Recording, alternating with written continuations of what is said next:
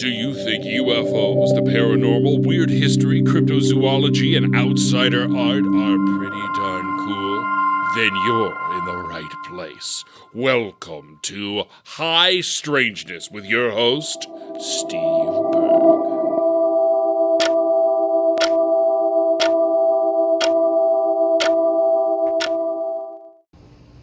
The video version.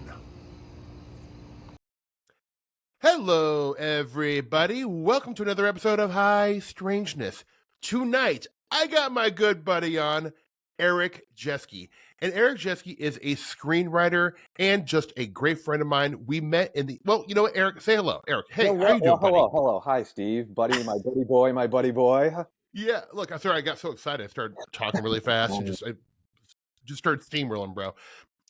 Anyway, Eric and I have known each other since, oh my gosh, like probably 22 years. We both met in Los Angeles at the Second City. We were both doing the writing conservatory, and and then we just became very fast friends. And while we both have a common interest in cinema and television, all those good things, he really quick I recognized was a fellow weirdo. Eric, how you doing? Tell us a little bit about yourself, my friend. I am great, Steve. I'm great. It's funny. I was thinking about our meeting as well, and that was the exact thing that came to my head was that you were a weirdo. Mm-hmm. And well, I mean, in the best way. You're a weirdo, yeah. And I've been called weird my whole life. I wear it like a badge of honor. I've always loved it whenever anybody thought that was like a cut or like a biting, remark on me. Like, you're weird, dude. I'm like, yeah, I am. Exactly. You're right. a normie. You're a normie mainstreamer. Yeah. But yeah, we met it in the writing Second City class. Yeah. Is where we first started. And yeah, you were just, I mean, when you read your work, it was just like, okay, this guy, same sensibilities, same sense of humor. Like I said, you were a weirdo. We liked the darkness. Exactly. We gravitated a little bit more to the gallows humor and darker stuff. But yeah, I think we just became fast friends, and then from there on out, it was hang off to the races, hang buddies. Well, yeah, it was, and it's funny. One thing I remember, and I think this is pretty early on in our friendship. I remember being super excited when I first moved to LA because, like, while living in the Midwest, we definitely would get some UFO conferences and like paranormal conferences and stuff like that, and I would go to them every chance I got. But when I moved to LA, it's almost like there's something going on every day. Like, Southern California is just so in love with New Age metaphysics, UFOs, and all that stuff. And I remember that the MUFON was doing their international symposium in Irvine, California. Okay, and it was it was actually a super expensive ticket, and we were broke asses at the time. Yeah, I mean, this is getting hotel. I mean, this is like, oh yeah, I mean, this was like a European vacation to us. But I somehow convinced you to buy the ticket, which, oh my god, like I would never pay that kind of money for. Did you have to do a lot of convincing? I mean, no, I don't think I did, but like I doubt I did. It's asking somebody to expend money that that maybe it was, But we had so much fun. I want to almost like open up and talk about that a little bit because it was the year. God, I'm trying to think of what year it was. I know I had gone to the one in 2001, and was this like 2002 or 2003? Was this before Conscious Life? Oh yeah. Oh, it was. Mm-hmm. I always thought Conscious Life was before this one because I thought that was kind of our first foray, but that was 2010.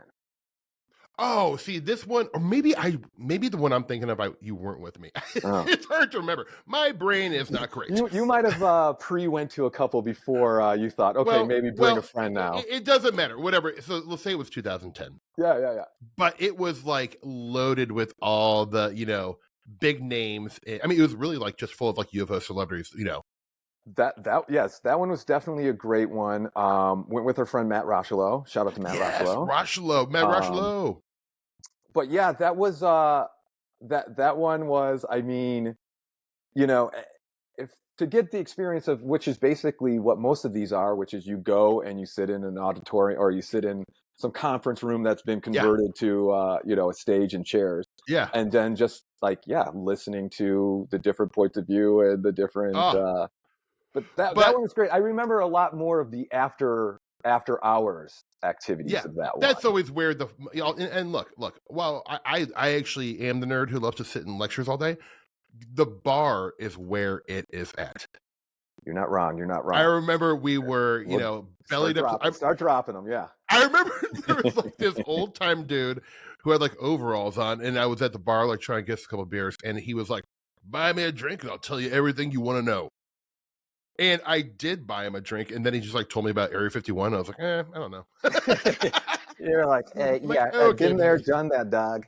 Yeah, I mean, you know, Thomas Jane for celebrities showed up there. Walking around barefoot the whole time. Somebody dropped a glass in the bar at one point, and I think everyone was like, get Thomas Jane to safety. Carry him out of the bar. But yeah, you know, you probably remember a couple more of the. Well, I remember Linda Moulton Howe and Richard Dolan were just getting. I mean, I don't know if they were getting trashed.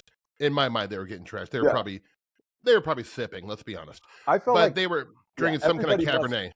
I felt like, you know, everybody, including ourselves, must have been like sending them drinks and stuff like that to try and get invited over to the table or something. Well, did we sent them around? Did we not? I think we did. Yeah, we did. But then, like, here's the thing, and I thought we did send them around, and they did not acknowledge it. No, exactly. So then that was kind of where it was like, well, screw you guys then, like, right? Yeah, dude. Like, I mean, like, yeah, y'all are like the Elvis of the UFO world, but you can at least like give a nod over to a couple young bucks buying you know, some red wine. It's so funny because, you know, they are, and obviously they aren't, just like any celebrity, right? It's like, you know, you're big in this pool in this pond right now, but like, you know, we can go to different ponds and whatnot, or we can just let history take its course and we can see how hot and bright your star shines and who's dim and whatnot. Well, yeah, and like MUFON symposiums are kind of like notorious for having a bunch of like people who are big names touting big claims that they absolutely can't back up.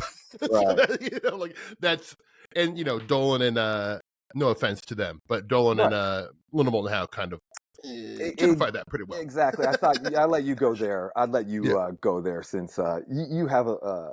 My name's already Mud. My name's already Mud. And you know, but you got your finger on the pulse a little bit more.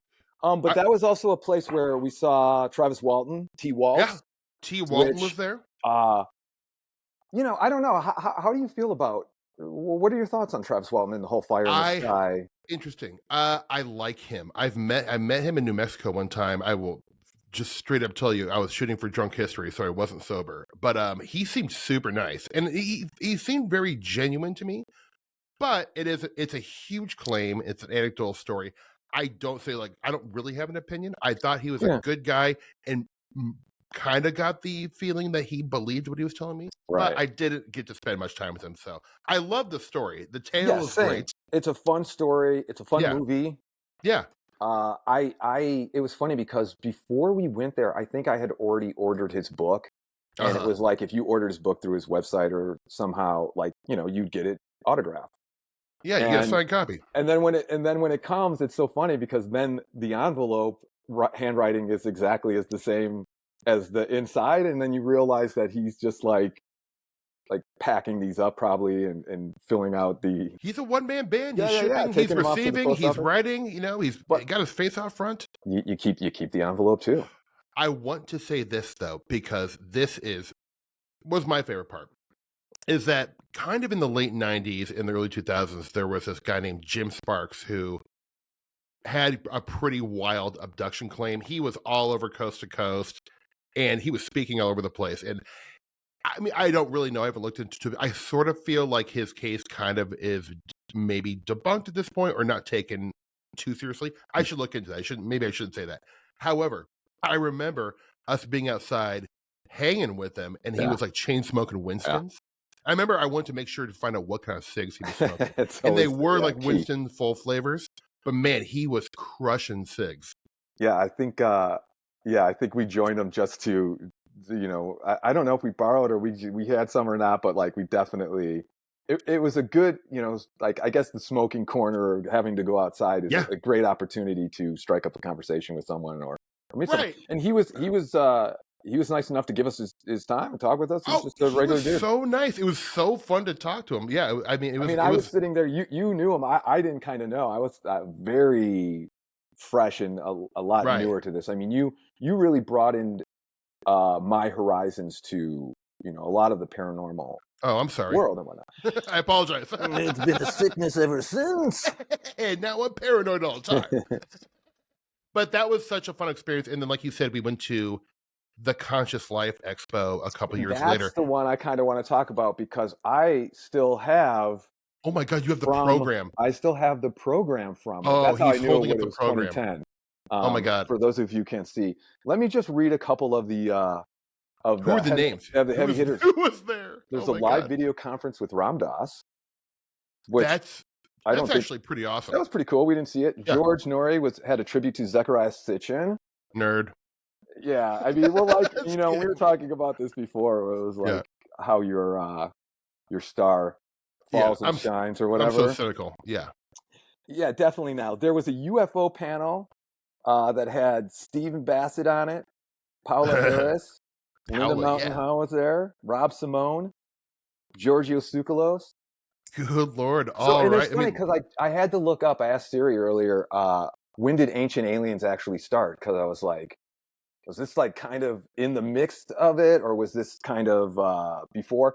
And I guess the first premiere was like 2009. So I don't even think that they were all Ancient Aliens out or not. This is pre-Ancient Aliens fame. I think it was. And then of course we had our friend David Childress. Oh, the time! Could it be possible?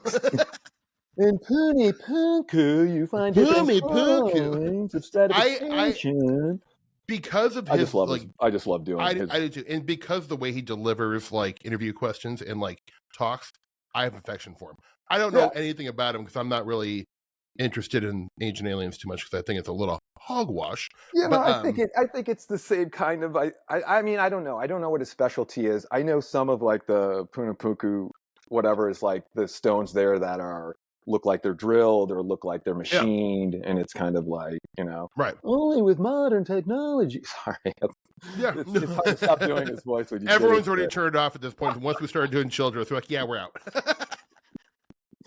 All right, we promise we'll stop. That's enough with Childress. We'll stop with him. That one was like the Conscious Life Expo. If you ever have a chance to go, I think it's worth it just as a sociological experiment. It is totally like snake oil sales city at these things, but like it is. If you want to see Southern California, the nexus of the New Age scene, it is there at Conscious Life Expo. Yeah, and you even drank some of the snake oil because somebody got you to do a shot of wheatgrass juice that they were hawking there, and then I think they put you on tape to get your testimonial on it as well. They did, and I remember being super nervous and paranoid because at the time I was like the Mike's Hard Lemonade guy. Yeah, exactly. And I'd done a bunch of those, and I jokingly said it's better than Mike's Hard Lemonade, and then all of a sudden it was online, and I was like, oh no, what if I lose this job? I remember being like really nervous about it, like. But I know because I remember I got a picture of you while you were taking it, so we'll have to drop that in the show notes or something for people to see. Yeah, we'll have Sean drop it in the show notes. Right, and we'll get into some of our other excursions because, like I think I've talked about in this show, but this wonderful. I mean, actually, I don't know much about the group, but there's a group in LA called UPARS, which was once the Southern Cal or like the LA. Branch of MUFON, but they somehow had a disagreement with MUFON and they started their own thing. But they would have these lecture series in a Methodist church in Studio City, right in the Valley. Yeah. And we used to kind of see like Christopher O'Brien, Nick Redfern. And it was awesome. I remember some of the other Roger Lear. Yeah, that was right before he died. Yep. And then what was his name? Bruce Goldberg with the God, the alien dentist. Yeah, that was great for comedy. It was just utter that was the thing. nonsense. Sometimes people would come through and you're like, okay, let's see. And then sometimes like, you're like your Chris O'Briens and your Redferns and stuff. And you're like, Yeah.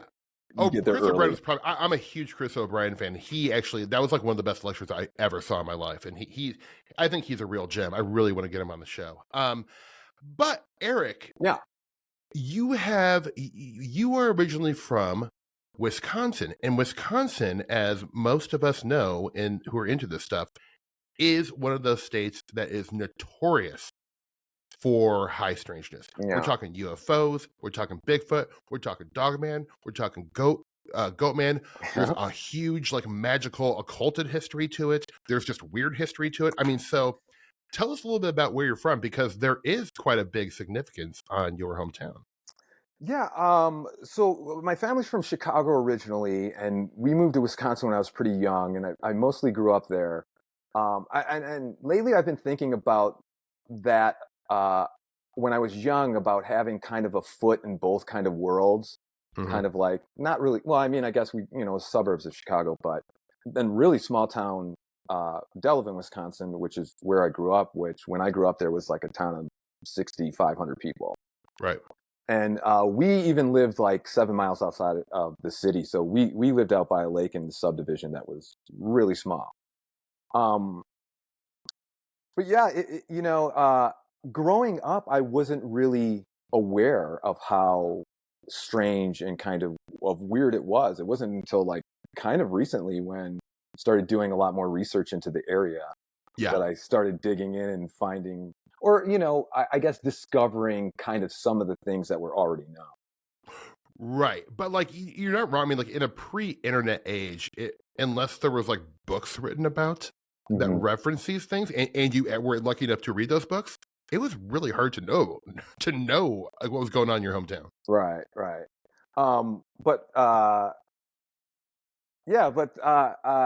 The internet, like, of course, definitely helped. And I mean, that's the thing. So we've had such, it's so funny. We've had such an embargo of being, since you asked me to come on the show, I've been, digging in a little bit more and finding out, more about where I grew up and whatnot.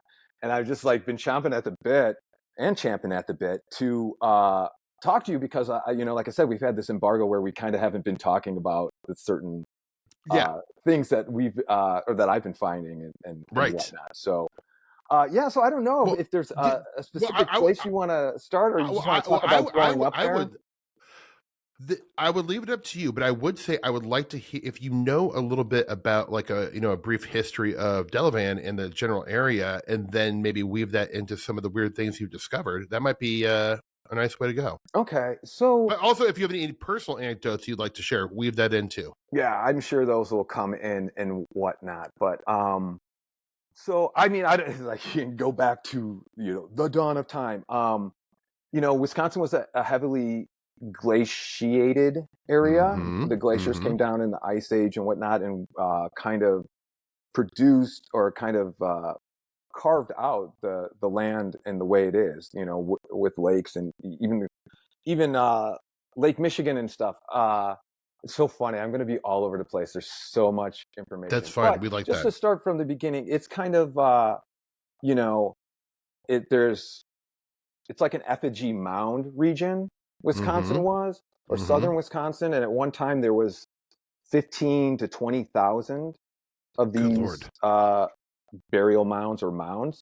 Right. And I think today there's about 4,000 that remain. Wow.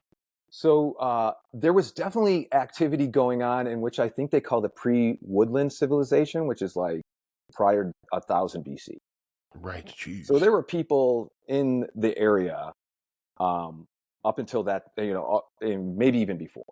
Right. But Delavan was founded by a man named Colonel Phoenix, who came from New York, which it seems like a lot of people were coming from the New York area, traveling west because of, and I'm not too sure about it. It's like the scorched earth timeline or whatever that happened in New York. I know Greg Bishop talked about that in that lecture that he gave for the Strange Realities little conference a couple weeks ago. Shout out to Greg Bishop. We love Greg. We do. And we love shout outs. We love shout outs. Can we do shout outs on your They're show? perfectly Are they legal. legal? I think, Are well, they cool I think anymore? Are they allowed? after 3, you have to pay a small fine, but I could probably overlook it. So this was like, born out of this time, and it's like, okay, to even go further back, I guess, why people were coming out. This was like the Fox sisters, 1840s, right? The Fox sisters were going on in New York. That's kind of like what kicks off like the spiritualistic movement and whatnot. And a lot of people kind of, I guess, wanting to leave the area to be able to practice and do kind of what they want to do without any, one looking over their shoulder. Right. So a man named Colonel Phoenix came out. He was looking for a new temperance colony, which is like has Christian principles. It's like no drinking. It's kind of, so they were looking for just a place to kind of settle down. Sounds like a nightmare. Yeah, exactly. No booze, no fun. And I bet they couldn't dance either. I'm not, and it's so funny because the town is named after, his name's Edward C. Delavan, who actually owned the Delavan Hotel in Albany, New York, where the Fox sisters actually came through at one point. I like that. But back in his day, he was like a winemaker. He was like kind of a rabble rouser. But then he turned it around and kind of gave it all up. And I think that's when he was part of the temperance movement, and they wanted to honor him by using his name. And I'm not sure, but I think it was when they came out. A lot of people would just basically carve their name in a tree, and it's like, this is our area. Just that easy. So, no realtor needed. So he came out, and they they found Delvin Lake or the shores of it, and kind of settled the town right along there, which, as we'll talk about in several of the other areas of interest that plays a big part, the lake and the land around it. So then basically, they're there, 1847, the Mabee brothers, they are looking for a place to winter their circus. Did you say their name is the Mabee brothers? Mabie, yeah. Oh, are they like they're Mabee brothers? Or... The Mabee brothers. I would have had so much fun with that when they were in high school. Yeah. Well, I'm sure they got it with the spelling that they had. But they were looking for a place to winter their circus, and they chose the site of that area, Delvin Lake, and on the shores of where Lake Lawn Resort is at right now. And it was also in, I think, 1871 where P.T. Barnum came through and, was just palling around with some of his pals and came up with the idea to do the P.T. Barnum Circus. Now, I don't think his name was P.T. Barnum, actually. I think it was, I have it here, William Coop and Dan Costello organized. And I don't have why it's PT, or what PT even stand for.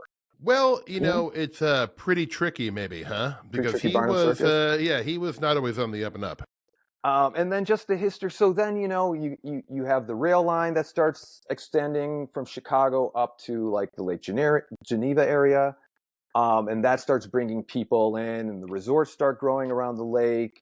This is probably around like the 1880s. And then more people coming in, the influx of people. They start having, music being played there, and kind of the big band era was going on there with lots of people coming through. So that's kind of just like, and then I don't know. I think, you have a couple world wars, and there's kind of production, and then there's kind of like trickle off. And, I think a lot of people from Illinois would come up to summer vacation. Yeah, Chicago people, that makes sense. Yeah. Close, and that's like the Lake Geneva area of today, and Delvin area. You're always having people coming up in the summer, and the tourism there is kind of what drives the city a little bit. Right. And so like, well, no, I'm gonna, sorry, go ahead. I was gonna ask you a question, but go ahead, please go ahead. Yeah, I mean, that's kind of just like a loose history of the town. I mean, no real great shakes. I mean, we have Andy's Candies there is the factory where if you No, the Tell little me, mints that get put on your pillow in hotels. Those are tell me Andy's a candies. better single wrapper candy after a meal. It's perfect. It's one of our pride and joys is having that claim. You should be proud. It's a great candy. Other notables was the actor Gary Berghoff, and you're saying who's that? He played Radar on MASH. Oh, okay, that's good. So that's a good our one. like claim to fame high school graduate. Well, you also have some, prickly politicians from I'm the area only too. We won't shout them out. They don't get they don't get my third shout out. We don't need to talk about Paul Ryan today. No, or Scott Walker. Okay, like I was trying to keep them in. Yeah, sorry, I had to do it. Yeah, no worries. And then there's another manufacturer called Continental Plastics, which is one of the worldwide leaders of manufacturers of artificial insemination devices for cattle and poultry. Smart. I love it. Very fun. Yeah, very fun. Our high school, I thought this was kind of cool, and I wanted to dig in to find out more of this, but our high school, our mascot's the Comet. We're called the Comets. Oh, which okay.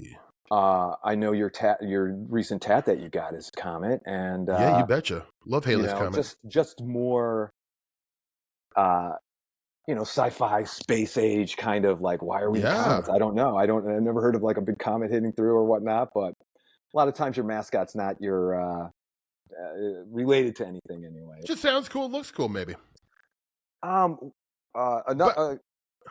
I was going to say we could talk about the Duck Inn as well, which you've been to. Oh, which is kind of, God. Well, yeah. Well, let me just, if you don't mind. I have dug up so much information. I feel like it's just like I'm like. Bah, bah, bah, bah. Well, because there's a lot of history around there, man. But like, if you are ever in that area and you want to experience a real Wisconsin fish fry, look no further. The Duck Inn is going to give you what you need. You can get fried fish, you can get grilled fish. The sides are unthinkably wonderful, and they give you this giant thing of soft served ice cream at the end that no man or woman or grizzly bear could take down themselves. The Brandy Alexander. You think you're just getting it for one, but it could feed the table. But you do eat it for one. Yeah, yeah. But the Duck Inn was very interesting because it came about in, speakeasy days, Prohibition, where it was a place to duck in for a drink. Oh. And kind of the reason that it is out by where I grew up and not in town is because then after Prohibition ended, the way to kind of get liquor licenses, you kind of had to have them outside of the town limits. And then that's when the rise of the supper club came about, was because to get the liquor license, you also had to serve food. So then that's why these supper clubs came up. That way they could serve booze and food and your fish fry. Get it both ways. Thank the gods they did, because the cuisine there is absolutely A+.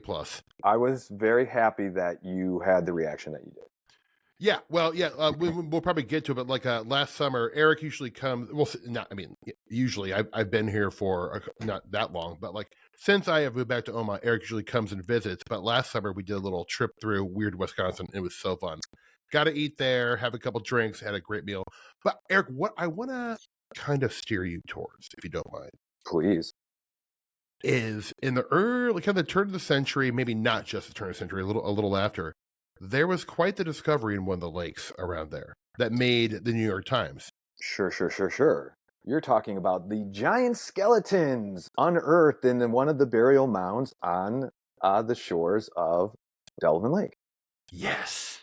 So this was in, and there's not a ton of information about this. There are some newspaper articles.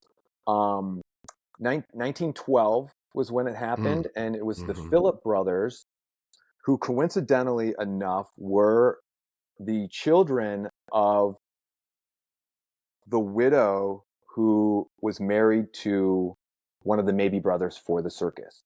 So after one of the Mabee brothers died, she was widowed and married another man, had children, and these were the children. Since the Mabee circus was on the shore there of where Lake Lawn Resort is at, they had that land. So it took like 30 years for people to kind of, I guess other people had been digging through. There were grave robbers or mound robbers, I guess, who would dig them up. But these brothers decided to have a go at it themselves. And it's funny because the original article mentions 18 unearthed skeletons. That was actually from the year before, where they unearthed those. And basically, because of the weather and the elements, like everything just got kind of rained on and made into this like really friable mass. Now, when they, and you may not know the answer to this, but when they found them, were they buried inside of a mound? Were they excavating a mound actually, or they just kind of found them in like underground? No, it was actually in the mound, in like a conical, in a conical mound. Sure. They dug like whatever, a trench through it or whatever, and then kind of got through the layers. And so then in 1912 they dug another one, and that's the one where the claims of giant skulls, that there were giant skulls, and sometimes there's reports of a double row of teeth. Yeah, that's. I mean, I remember because I mean, it's a famous.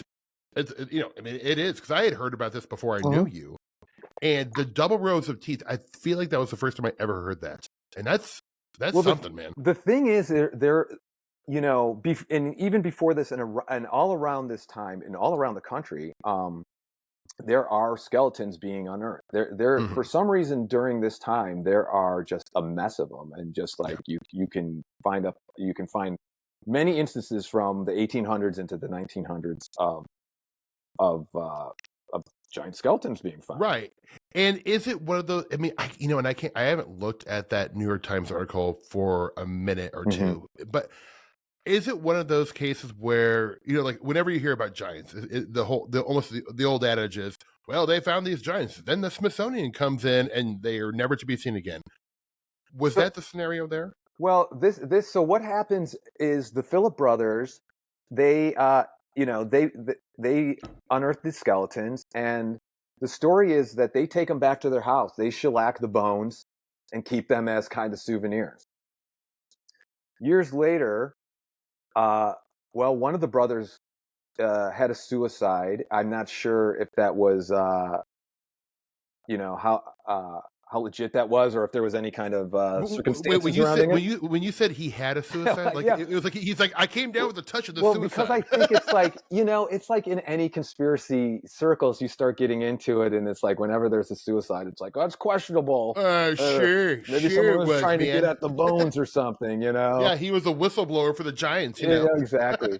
For Boeing. So he dies, and then when the other dies, they go into the house to, you know, get all the stuff, auction stuff out, and the bones are nowhere to be found. Oh man! So of course, very convenient, right? There's all these stories of giant bones and giants, but where are the bones? Where are they? So yes, so the story, you know, one of the stories is that Smithsonian came in, or you know, their agents came in and scooped them up. I mean, and they just must have a giant warehouse full of giant bones if they have them all. If those Smithsonian walls could talk. I mean, cereal. Yeah. So, if anyone's got a connection to the Smithsonian out there, please hit me up, because we want to know what's in that warehouse. If you're working in the Smithsonian warehouse, give us a jingle. Yeah, we'll make it worth your while. Give us a tour. We'll buy you a steak lunch, you know, and then we'll call it a day. Even Steven. But yeah, and that's kind of just where the story goes. And like I said, there were there's incidences of these digs happening all over the place. I mean, you know, Lovelock, what's that? Lovelock Caves. There's that one with the red hair giants, and absolutely, yeah. Look, even I will, you know, shout out Nebraska. What up, Nebraska? But in Guide Rock, that is my shout out. I'm using one of mine. But in Guide Rock, Nebraska, which is, you know, on the western edge of Nebraska, right in the southern Kansas border, right by the Republican River in the 1950s, there was a pamphlet that I've seen the reproduction, not the reproduction, but the picture of the pamphlet. But it talks about them excavating and they finding a bunch of giant bones, and, you know, like 9 feet tall and stuff like that. And so, like, what's the deal with that? And where did they go? The stories always end there. And so that's the thing. So there's no photos of the dig that have been found or dug up. No one's found any of that.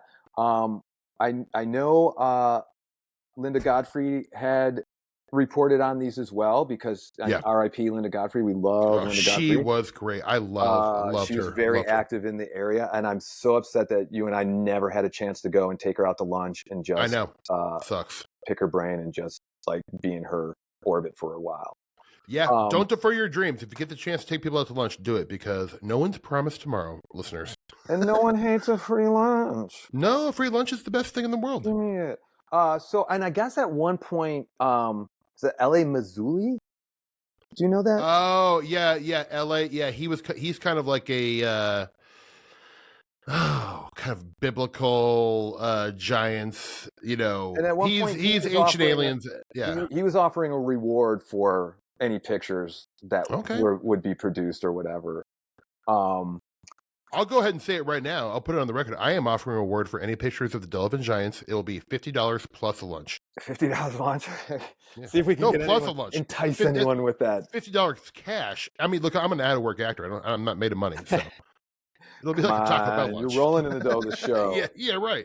But also there is, and I mean, hesitate to bring this up a little bit, but in Jim Brandon's magnum controversial opus, Rebirth of Pan. The Rebirth of Pan, he has a section that is dedicated to a couple of these finds that were going on in the time too. So right, I mean, a highly questionable figure, a real turkey of a person. But it just it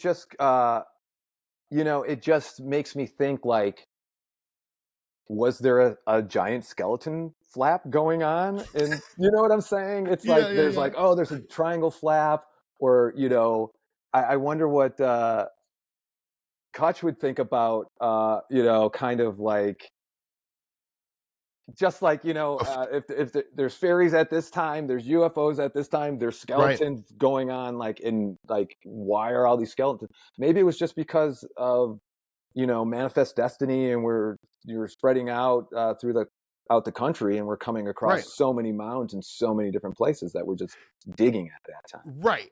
And then I would also throw in, this is the not fun version of that. We it's always important to realize with kind of this turn of the century stuff where people are talking about wild men and airships. While I do think there is something genuine about it, there definitely also was a lot of newspaper hoaxing going on. And so when people, there was like a lake monster hoax in, I think in 1910 in Nebraska. So a lot of these stories, you're like, it's frustrating because while they're so great and there are patterns and people are describing similar things, we don't know if these were newspaper hoaxes that kind of caught fire. And so it's like, yeah, well, we have giants too. Yeah. We don't know that. Copycatting. Yeah. I mean, yeah, and that's the thing. It's like, I'm not saying there's giant skeletons. Of course. I mean, because we don't, like, exactly, like, we want proof. We want the proof. We want to see. And then even we saw the proof, we'd be like, you sure that's just not a mastodon bone? Fabricated. Yeah. So. But they're the stories that count. The stories that matter. So. Yeah. And I just found this little piece.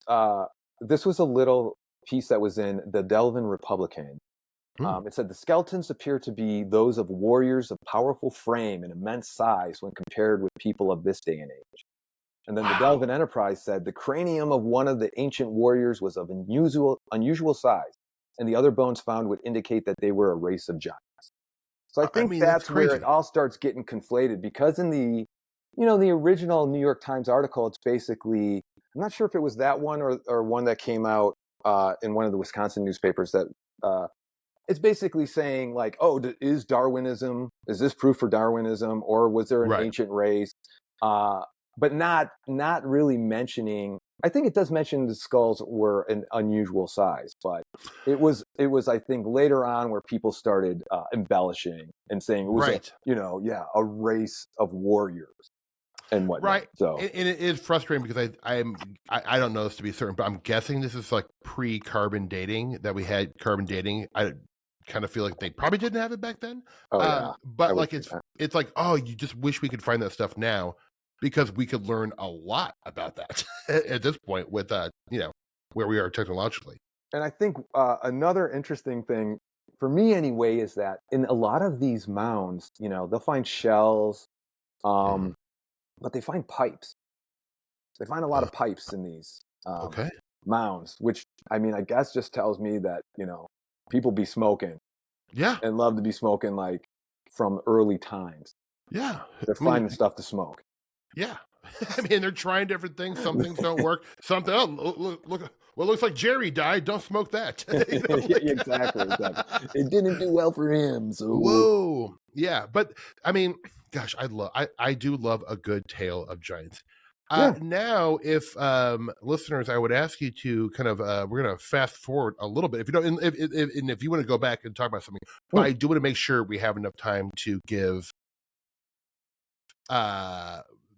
Bray, the Beast of Bray Road. Sure. Because I mean, that really happened. Like, go into that. I mean, that was like from your front door, like a matter of miles away. Yeah, and we a couple years ago now, maybe 2 years when we did our little tour. Oh, it was last summer. Okay. Yeah. Time doesn't matter. Time means nothing anymore. Yeah. But yeah, we went to the Beast of Bray Road Festival at the Elkhorn Library. We took your mom. It was great. So yeah, the Beast of Bray Road is a cryptid, a dogman character that really the public reports of it came about in 1991, I believe. Mm-hmm. So I was in high school at the time, and there was a couple sightings. Linda Godfrey is also involved in this one. She's the one that starts picking up on hearing these stories. The animal control officer, and this is one of the tidbits on it. I think his name was John Fredrickson. He had this file marked werewolf, where he was keeping all of the reports that were coming in. So Linda Godfrey contacted him and basically talked to him, and then started talking to the people who had these sightings and getting a little more information.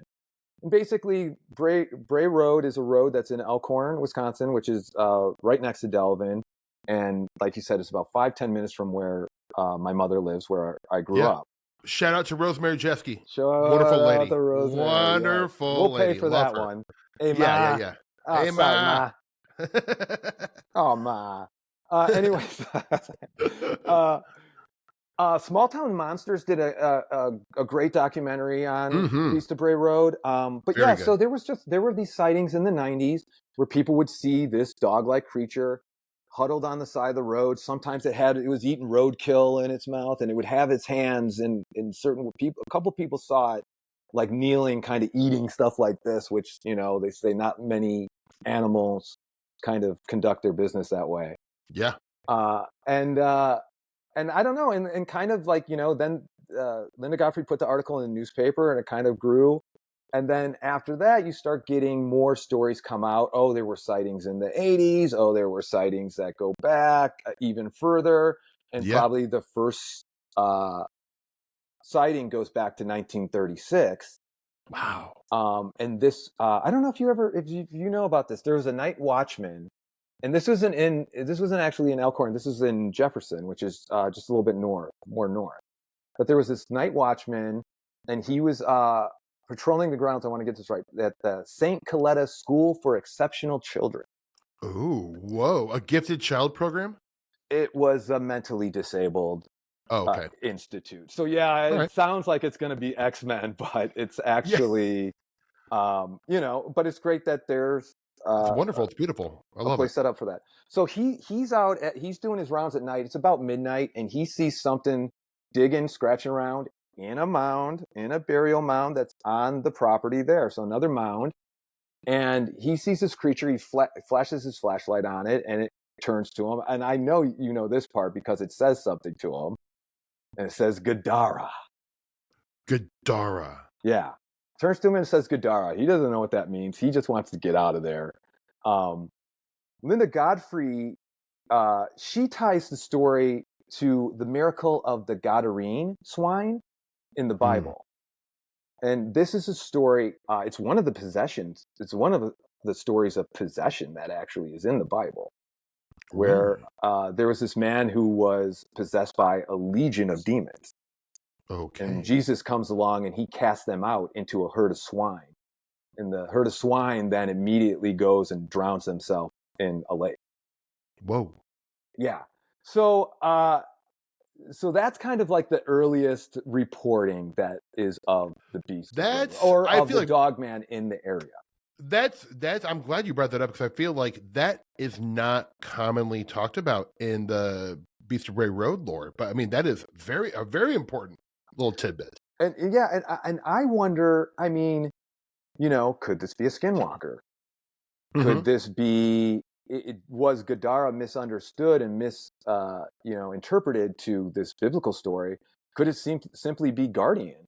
Could this be a guardian of these mounds or these spirits or things contained within? Could have been asking for jardinara, which is the famous hot pepper spread in Chicago, which is not far away. Beef Sandy. Need Go jardinara. Portillo's, man, definitely. But the other interesting tidbit about the St. Coletta Institute or the St. Coletta School for Exceptional Children, this is also where Rosemary Kennedy came after they did her lobotomy. Oh, wow. And so if you know that story, I don't. Joe Kennedy and I can't remember the wife's name. They had a daughter, Rosemary, who was kind of unruly and kind of a little bit, I don't know. They thought she was a little bit mentally disabled, but you read the stories and it doesn't sound like it's so bad. But in the 40s, I think they basically take her to get a lobotomy, and it basically leaves her like catatonic for the rest of her life. And they bring her to this, the St. Coletta's to rehab, and just basically lives the rest of her life out there. And some of the Kennedy kids that didn't even know, I guess, what really happened to her or where she was at until I think the parents died. And then they found out and were kind of able to visit her and be with her. Yeah. So kind of a really weird turn on that. Yeah. That one, but that's just the little connection to that school and to where that night watchman was at to seeing this dogman. Joseph and Rose Kennedy was the name. Yeah. So ties to the occult and satanic panic now. Okay. Gimme. Okay. So John Fredrickson, he's the county humane officer. He found more than a dozen animal carcasses that were mutilated with their back legs bound in rope, throats slit, decapitated, or dismembered in various ways. Ooh. They were supposedly neighborhood pets that had gone missing. The police chief dismissed the idea that the animals were used for occult ritual. This was June of 1991. So this was actually probably before the first sightings, which I think were in December, that they started to come out.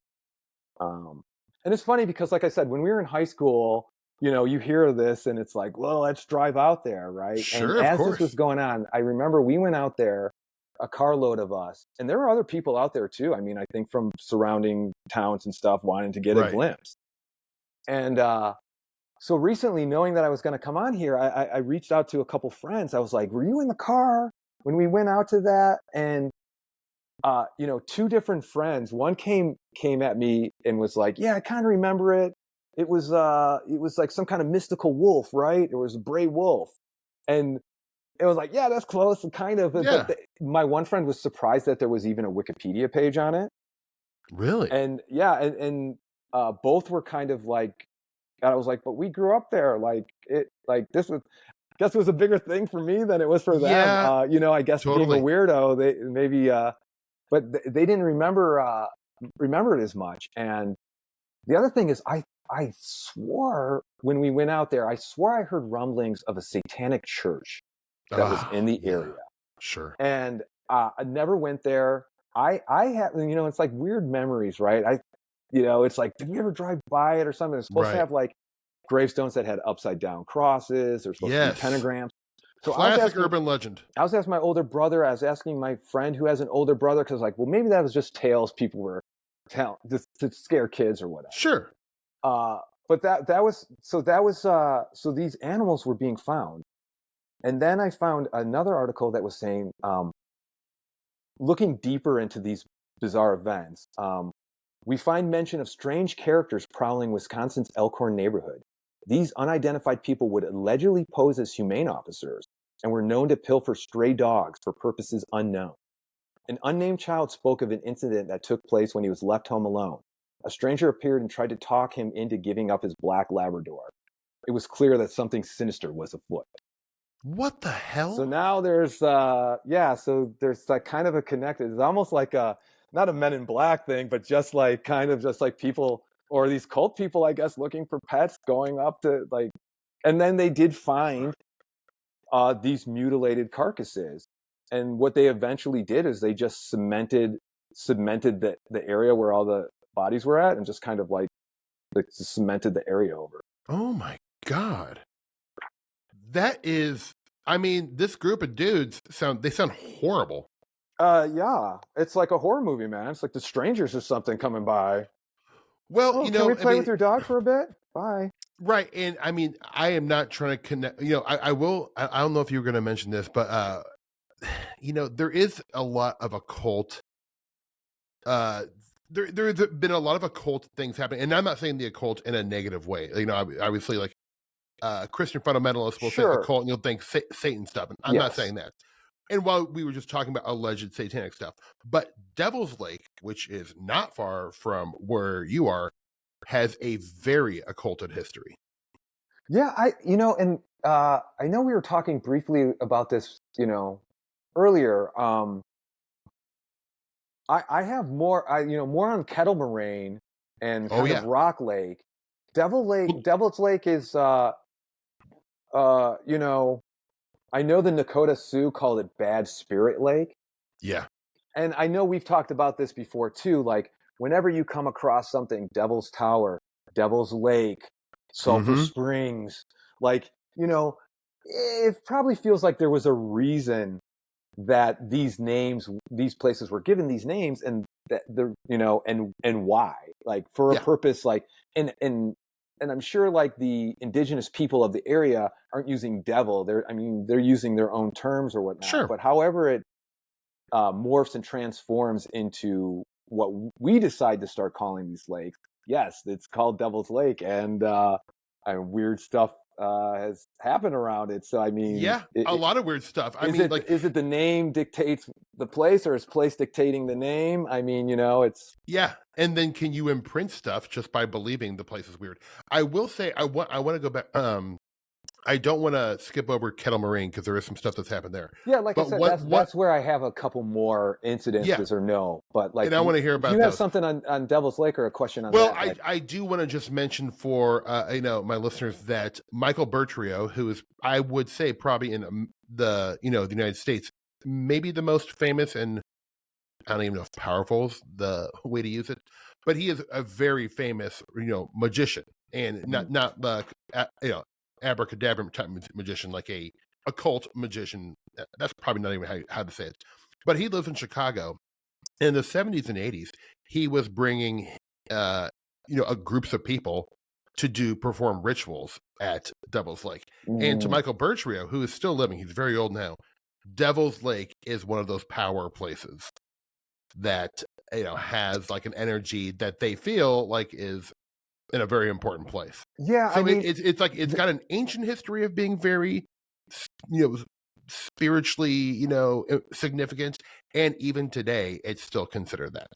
Way. And there's talks. I mean, there's talk of ley lines, there's talk of power centers, and kind of, you have Aztlan, which is another mound civilization that I think they call the northern kind of arm of Cahokia. And we went to Cahokia on our trip. Breathtaking. One of the best things I've ever seen in my life. Highly recommend it. Yes. Very cool. And Cahokia is down like St. Louis area, like in the Illinois side, or by St. Louis. Just over the river. Yep. So we're talking all the way to the state of Illinois, which is a long state. Up into Wisconsin is how far this civilization, they're guessing kind of, or speculating, went this far.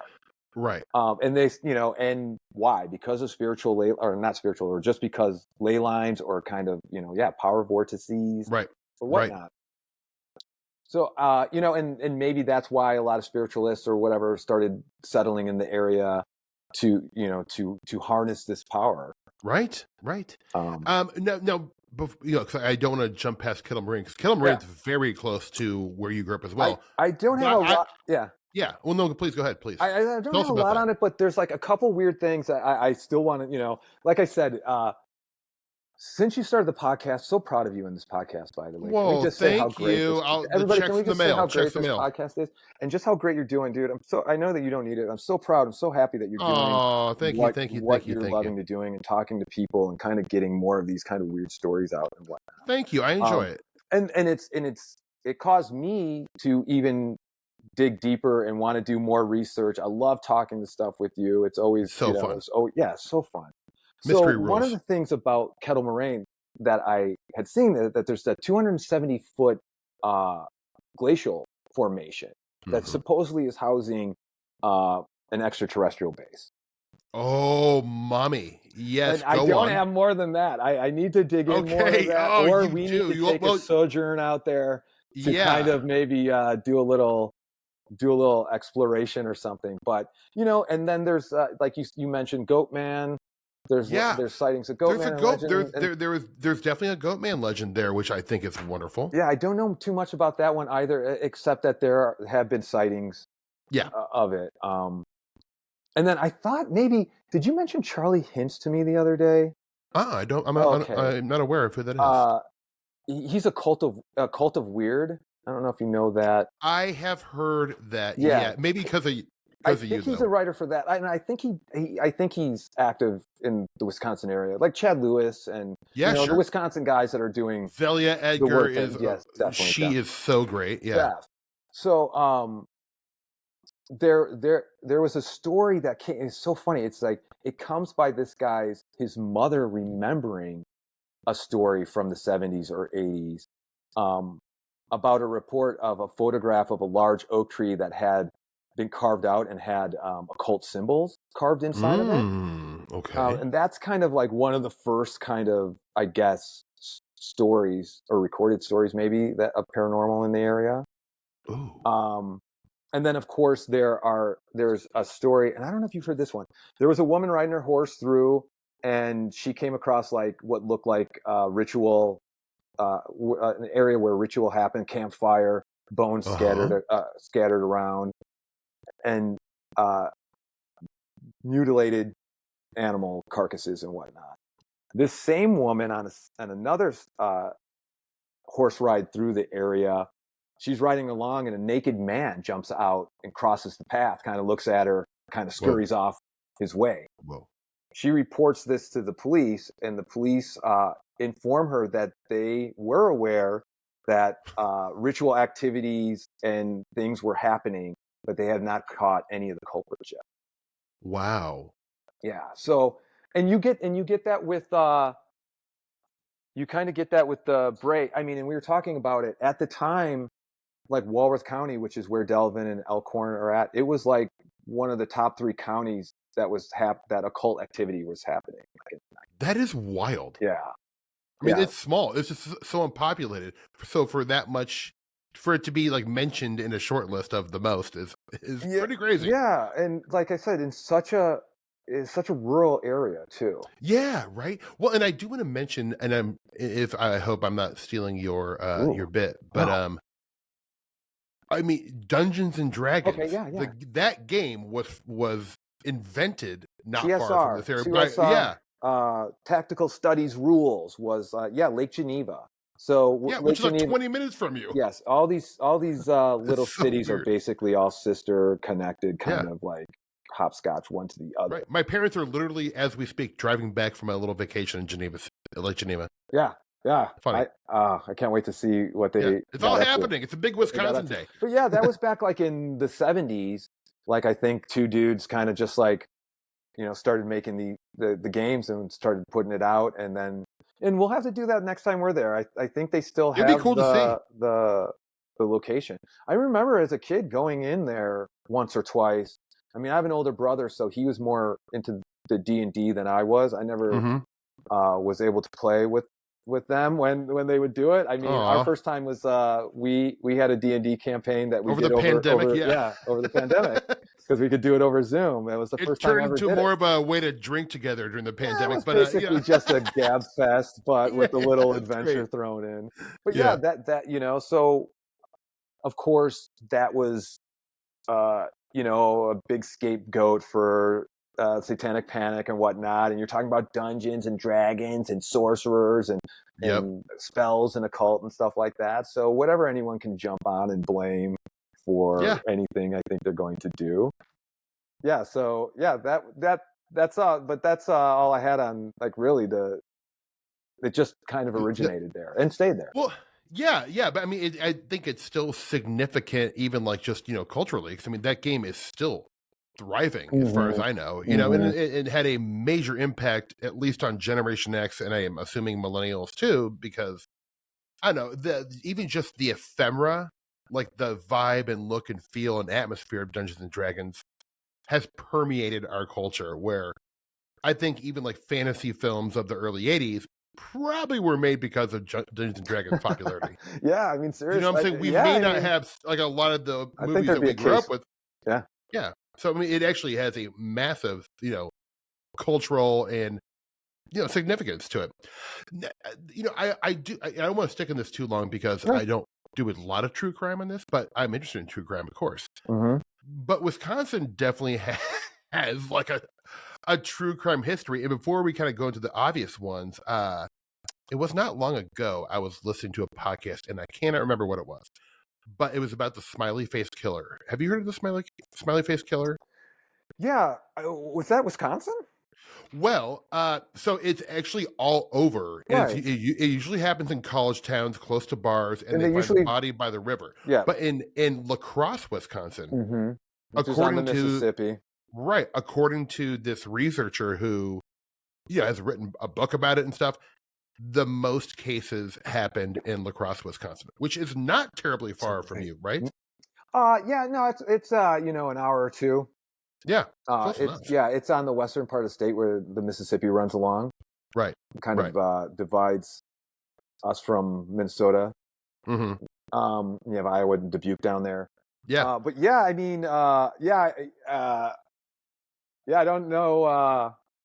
I haven't really looked too much into that, but yeah, I mean, it's interesting. Yeah, and they would it be spray painted or drawn or? I think it was like spray painted mostly. I don't know a ton about it, but but you find a couple also smiley one of those faces things where bodies go missing. You start linking them like, oh, it's right, and you can't. It's hard to tell if it's like I mean, like, you know, the guy now it could be copycat. People have a lot of, like, you know, big theories on this stuff where it's like a network of murderers who go around and do this, you know, almost like an organization. It's like, hey, don't worry, check Lawrence, Kansas off the list because I murdered someone there. So we're next. There's a movie idea in there somewhere, probably. It's already been. Bret Easton Ellis wrote a script for it. Well, it's actually.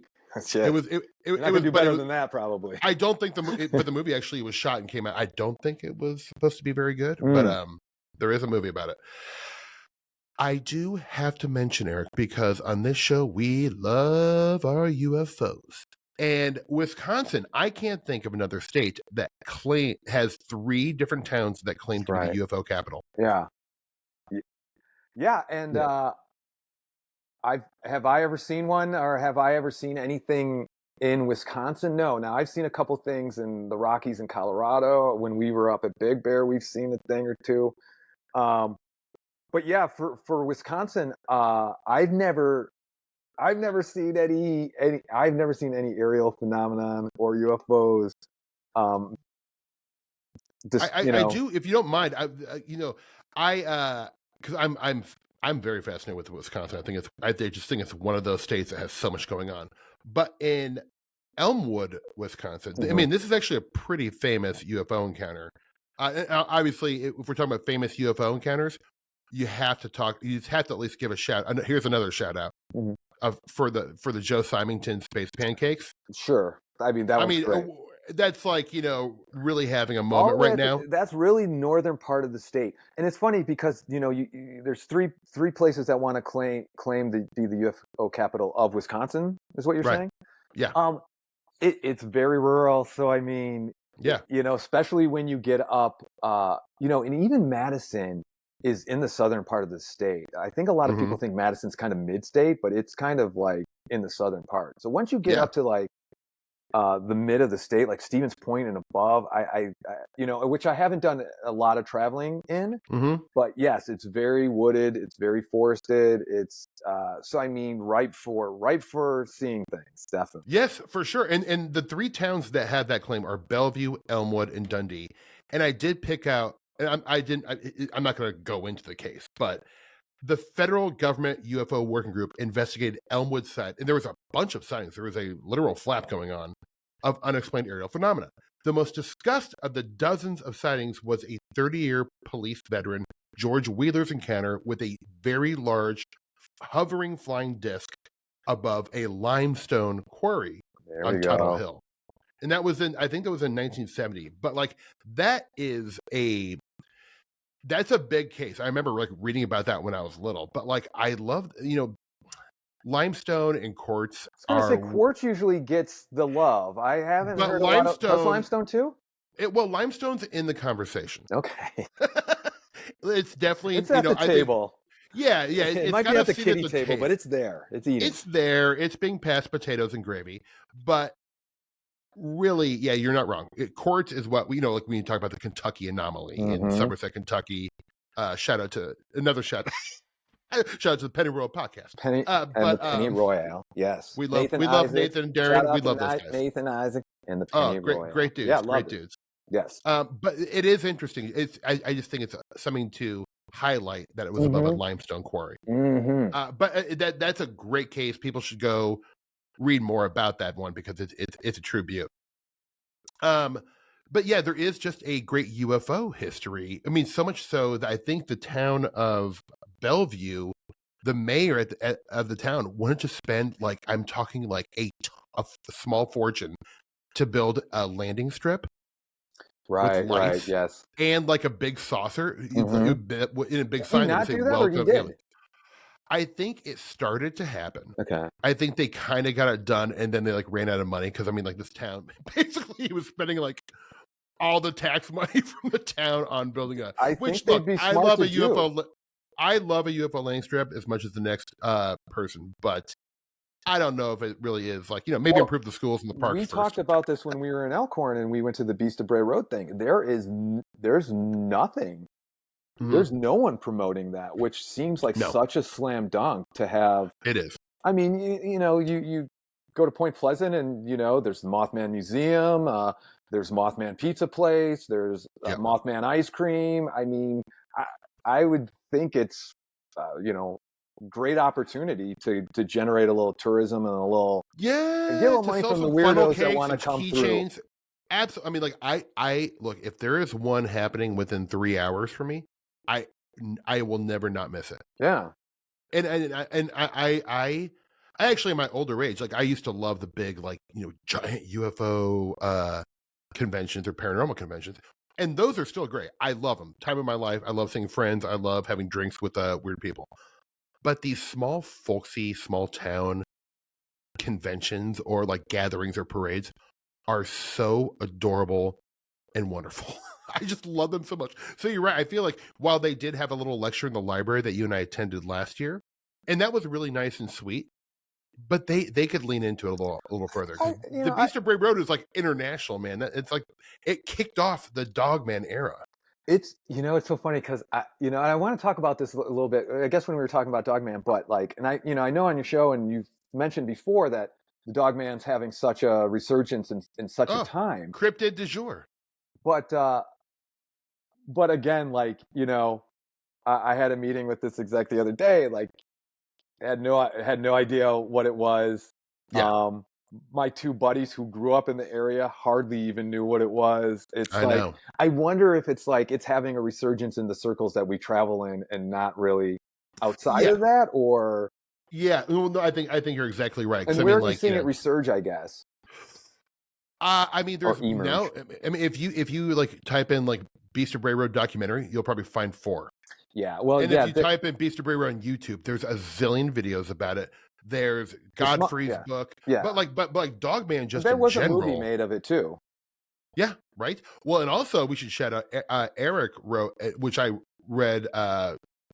It's an incredible script that you're actually shopping around the old Hollywood right now. That's why I had the meeting the other day, and that was the thing. It's just called Bray. I didn't want to call it the Beast of Bray Road. Sounds so B-movie to me. Yeah.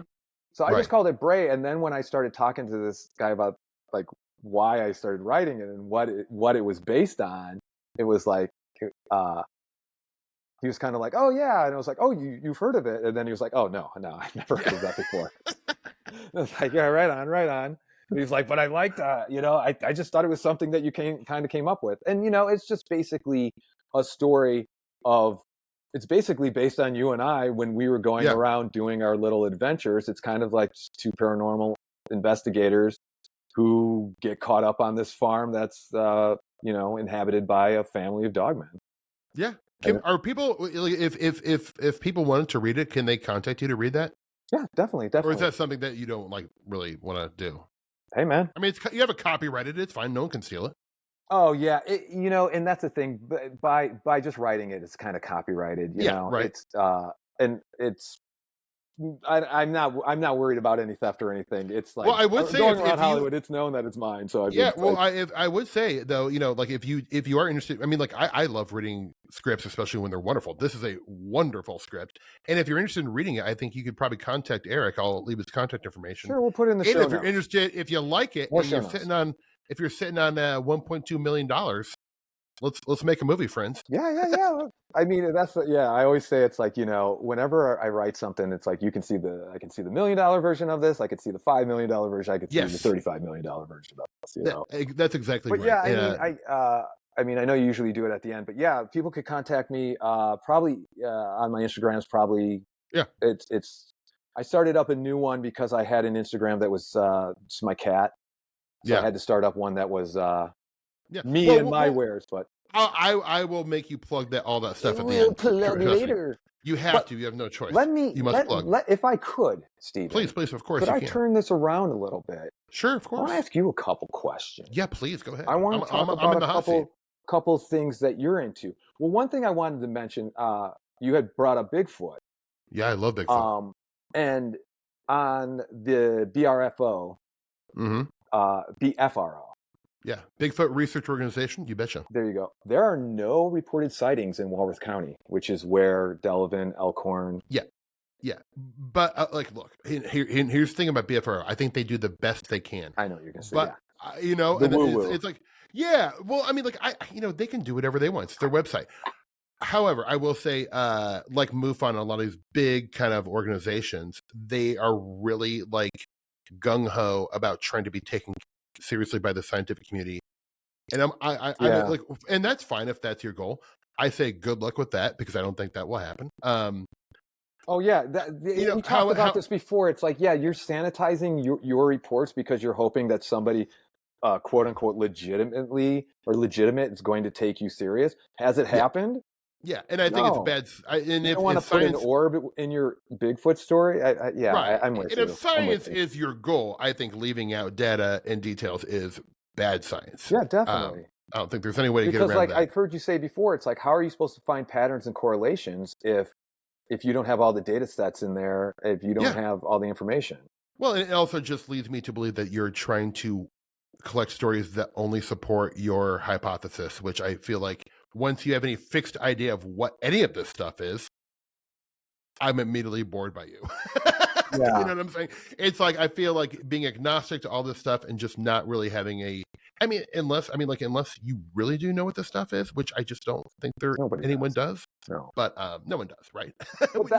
I found that interesting that when I went on the website and the counties surrounding are kind of, you get zeros.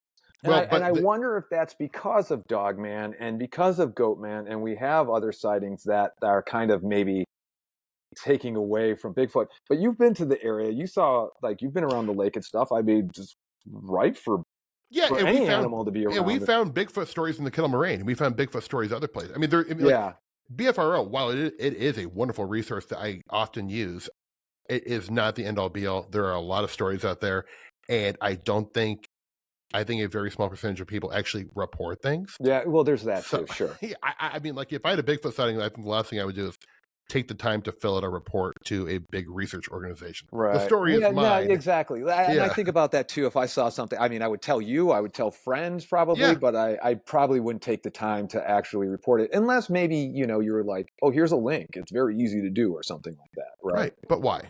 Yeah. I mean, I guess it's good for research, but like, it's also interesting to me. Sorry, just going back to the Dogman thing too, which is, you know, you have in not just the Dogman, but a lot of any of these sightings or stories across the country. But there's never any attacks. No. Well, there is. I mean, but like, you know, maybe it's a horse, like Bigfoot, like sliced open a horse's back or something, and they find like a big 12 sized footprint next to it. No, but what I mean is though, like you have all these Dogman sightings, all these Beast of Bray Road sightings. All it ever does is want to like growl at you or run at you, scratch your car hood. But I think that is never get anybody. So well, I mean that's just the skeptical part that pops but up. I will say, like in Kentucky, there is some definite stories of violent cryptids. Okay. And there's a very famous one at an area in eastern Kentucky, I think. It's actually on the border of Kentucky and Tennessee, but it's called the Land Between the Lakes, the LBL. Yes. And I can't remember what the time period. It might have been the 80s. There was supposedly a family that was like violently murdered by a Dogman. Oh. Where they found like limbs and stuff. I take it all back then. Sorry. Well, no, I don't know the validity. I mean, like obviously with all these things. But I mean, at least there is a relate or like, you know, there is a case of it, like I said. Because like for me, I was like, you don't hear a lot of it. So no, you don't. It puts my skepticism, you know, radar up. For sure, as it should. But going back to Bigfoot, what my main question is for you, sir, is what is there any relations with Bigfoot and the Grateful Dead? Oh, God, that's a great question. Because I know you like to talk about Bigfoot as like folk hero, which he definitely has become, and he's become this kind of icon. And it just seems like he or she, Bigfoot, would fit so well into the kind of you know, the things that they sing or, you know, kind of sing about and whatnot. Sure. I mean, they're almost, do you have any instances or? It's a good question. I mean, there's a giant man who's a very famous roadie who wrote a great book about being on tour with the Grateful Dead named Ramrod. And he was a large man. And then there's Steve Parrish, two large men. But the only connection that comes off my bat, or I can't talk. The only connection I could possibly think of is that Jerry and all those guys were from Northern California, and Northern California happens to be one of the hotbeds for Bigfoot encounters. So aside from that, I cannot think of any. Do you know the song Brown-Eyed Women? Brown-Eyed Women? Yeah. No. Yeah. Yes, of course I do. Of course you do. Brown-eyed women. So that is the only instance I found where there is a verse, tumble down, shocking, Bigfoot County, snowed so hard that the roof caved in. Yes. Delilah Jones went to meet her guy. Right. Old man never was the same again. And then cue the nice Jerry solo. Yes. Okay. Yes, that is that's. Yes, so straight up. I was looking up Tumbledown Shack in Bigfoot County, and I was just trying because I was interested, and I was like, you know, Berg is all three things Grateful Dead. He will definitely maybe know if there's any kind of connection. Well, all I could find in their lyrics was this one instance, this one reference to it, and some people thought that it was Humboldt, maybe was referencing Humboldt County, and like you said, Northern California.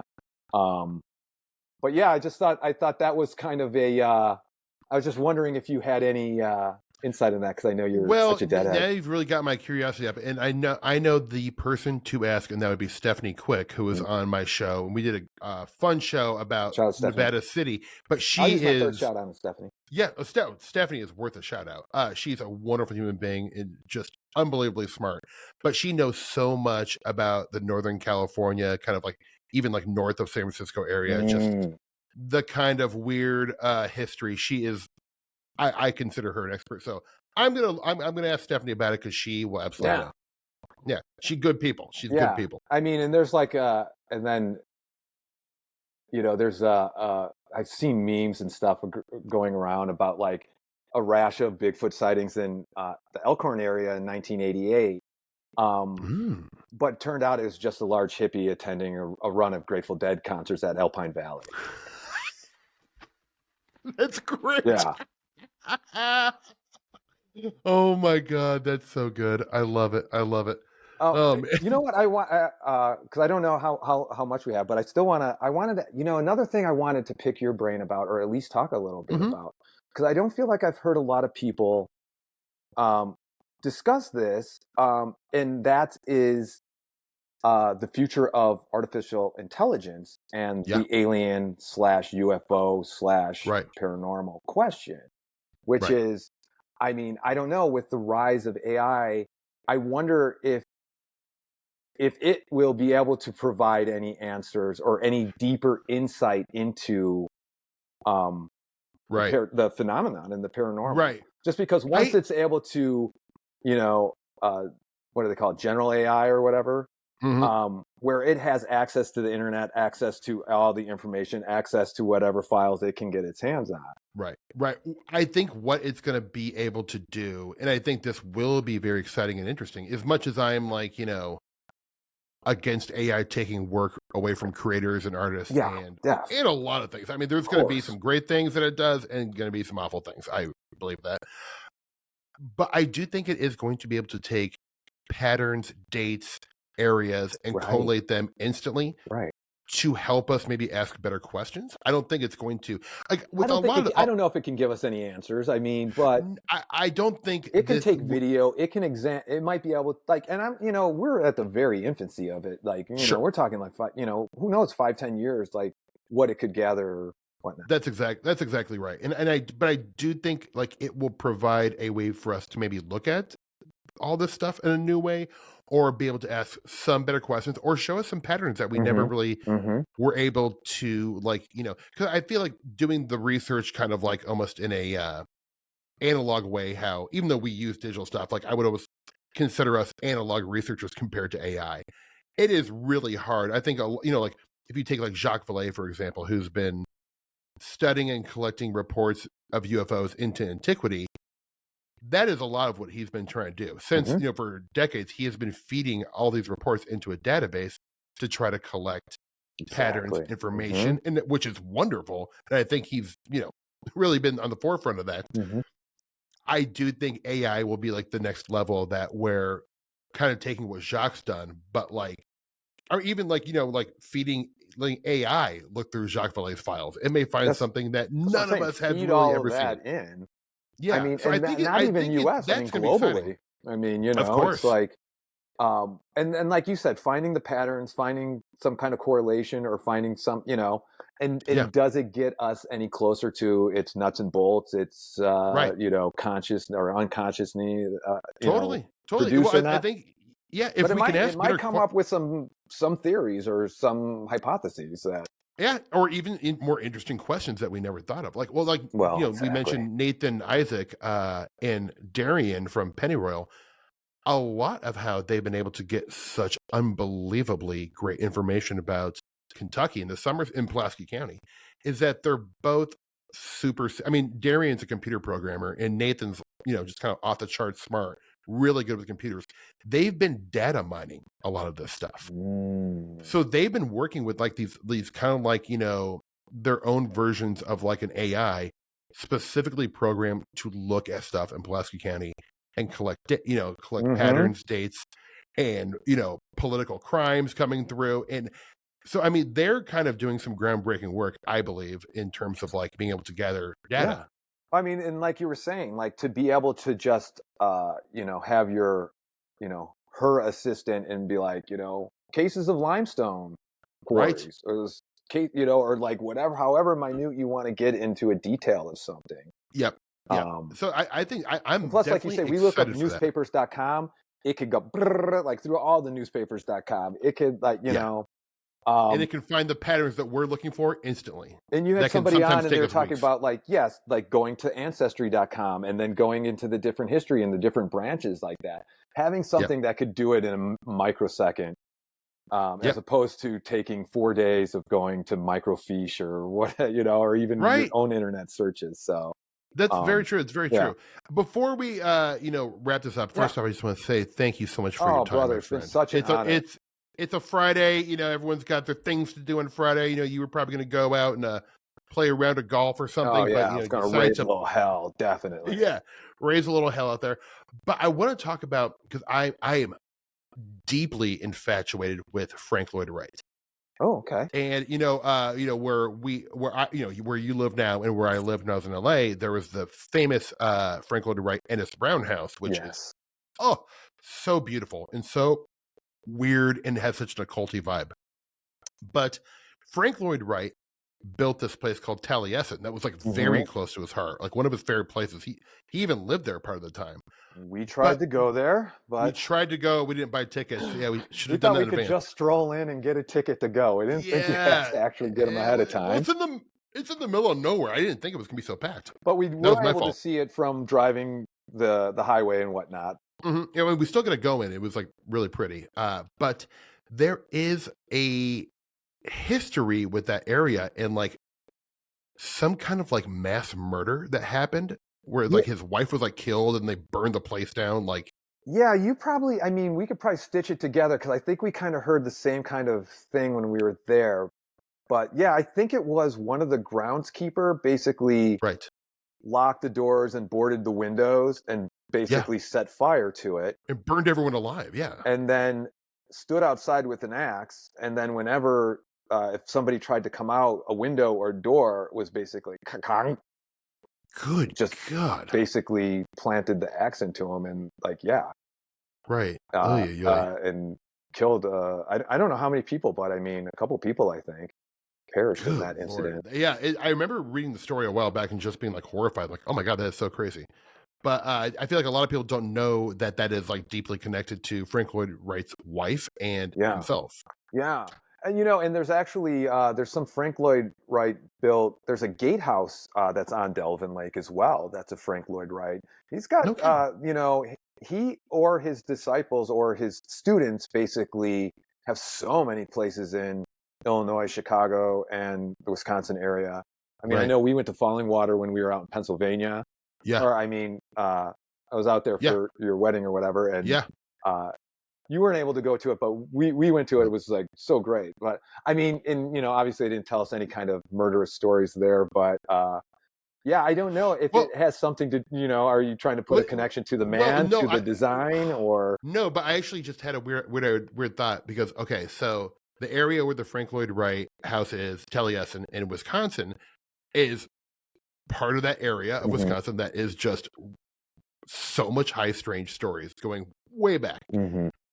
And where Falling Water is in Pennsylvania, well, guess where that is? That is in a little place called the Chestnut Ridge in southwestern Pennsylvania, which again would probably be considered by many a top 5 place for UFO and Bigfoot sightings. So did Frank Lloyd Wright put these in like power places where high strange again, water. I doubt water, it. There's, there's lots of it's an interesting coincidence, like.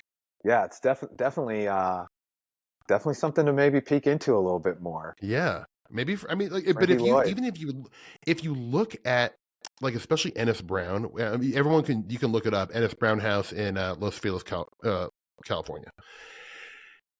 It is even just the way the sandstone blocks that like make up the outside of it. It is such like occult symbology. Because I used to go walk by there multiple times a week for over a decade. It was on my regular route, and every time I just got so many vibes about that place. I'm like, what is this building doing here? What is this house doing here? Listen to your vibes. There's like an Egyptian, aspect to it, but it just is creepy. And it was actually, they used the exterior of that house for the place where Angel from the TV show, the vampire show, the spinoff from Buffy, Angel was supposedly live there. Yeah. which I thought was great. I love that. Yeah. Oh yeah, we got to do a Buffy reference, right? Buffy's great. We Yep. love Buffy. Shout out to Buffy. Last shout out. Shout out to Maybe that the is last shout out. Who knows? Yeah, no, actually, we're gonna have to go out of pocket for that one probably. But, Okay, yeah, we'll put that on my tab.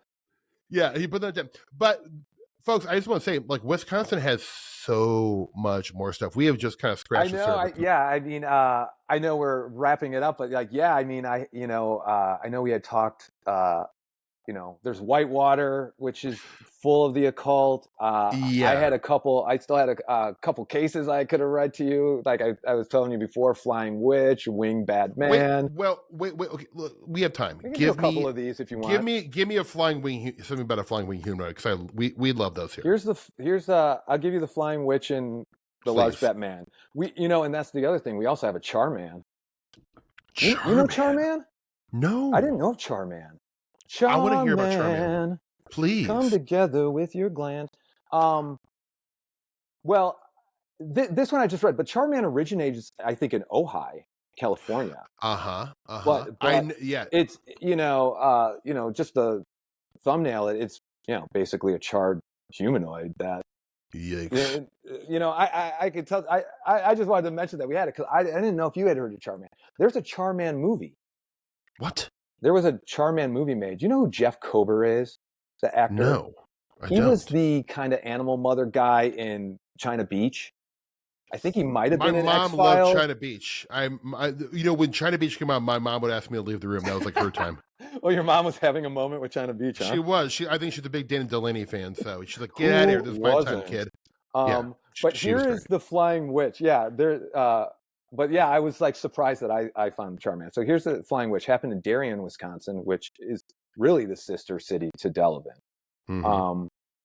This is from the Phantoms and Monsters website. Lon Strickler, you bet. Yeah, which is what I was finding a lot because he's got this interactive map that's basically of the Chicagoland area for winged sightings, Mothman, other winged creatures and whatnot.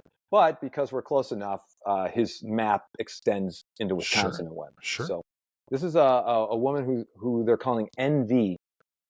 NV was traveling west on Creek Road on her way to work. As she approached the Turtle Creek Bridge, she observed a large winged being that she described as a flying witch. The being was at a treetop altitude and was gliding in her direction.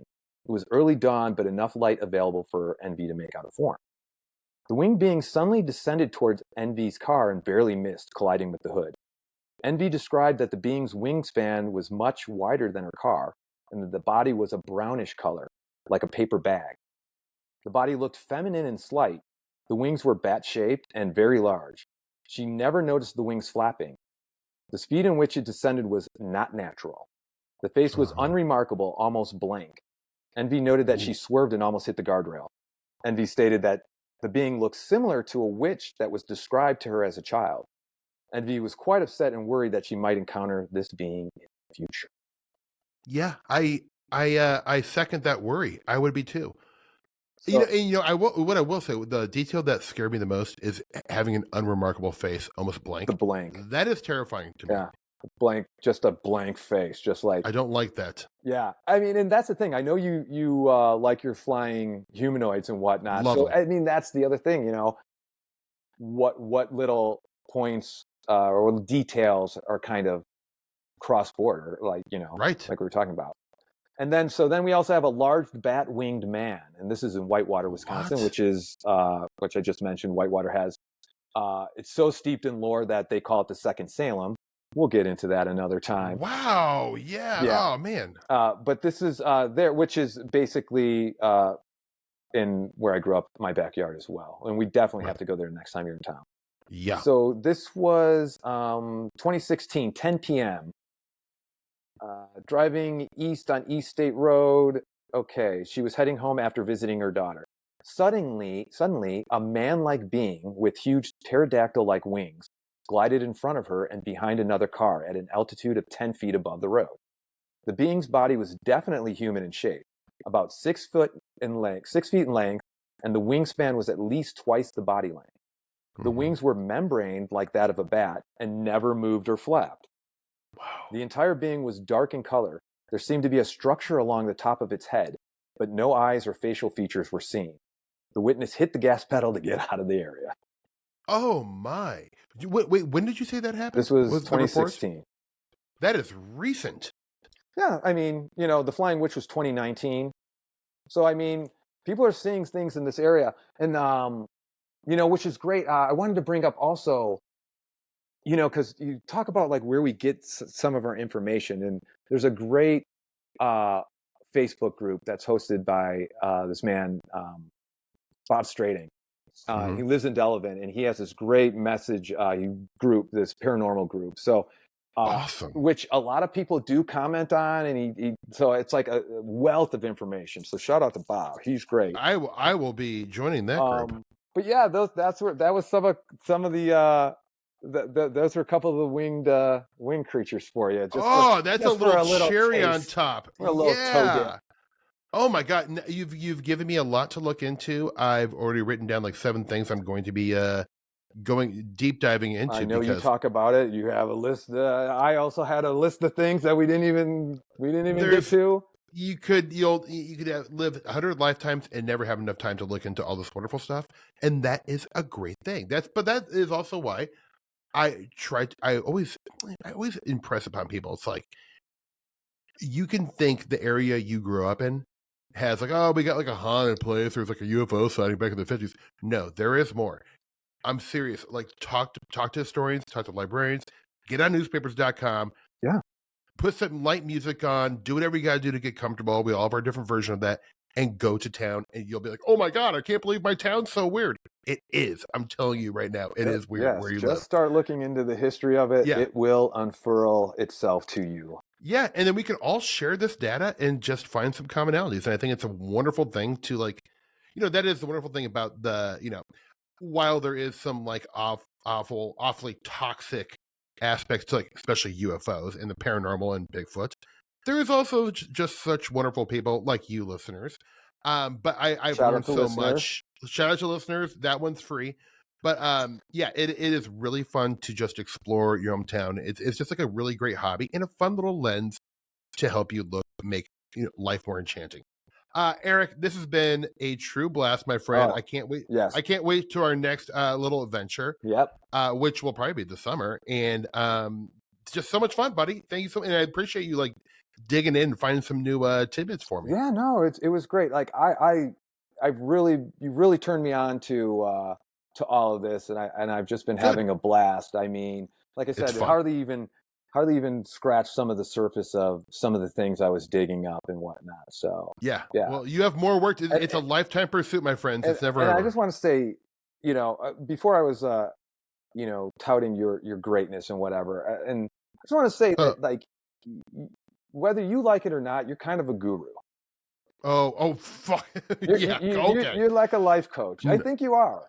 You're so well versed in music, food, fashion, movies, everything. Fashion? Yes, even fashion. We're a lot of denim people. Look, dude, I started wearing cowboy shirts after I first met you back in the day. Snap cowboy shirts. I'm basically, I just dress like I'm like trapped in like amber in the 1987. But you turn many others onto many cool paths, and you're a great human being. Thank you. If you want to reach me or hit me up on anything on Instagram, I'm at wonderful.empire. Spelled out. It's wonderful, like wonderful, a dot, and then empire. It's great. It's my 2 favorite movies. It's A Wonderful Life meets Empire Strikes Back. Beautiful. That's easy to remember. So yeah. And that will be in the show notes, obviously. And I think if you, I didn't mean to pimp you into it, but I feel like if you do want to read Eric's script, he's a super nice guy. Hit me up. I think you can hit him up and he will, get it in your hands, because it is truly a wonderful read. Like, I love reading scripts. I've read 10,000 of them, but like, and we've written a couple together ourselves. 9,800 of them are terrible, but there's every once in a while a little diamond slips through, and this happens to be one of them. So I highly recommend getting in touch with Eric if you would love to read a wonderful screenplay, which it's very well worth your time. Folks, say thank you to Eric Jeske for coming on. Thank you, Eric. Buddy, you're welcome. You and I will talk very soon. Yep. And thanks for listening to another episode of Hi Strangeness, my friends. We will see you next time. Say goodbye, Eric. Goodbye, Eric. Peace. Goodbye, Eric. Bye, guys. Thank you. Thank you. That was such a weird way to sign off. Thank you, everyone. Okay, there we go. Now I feel good about that one. Cut.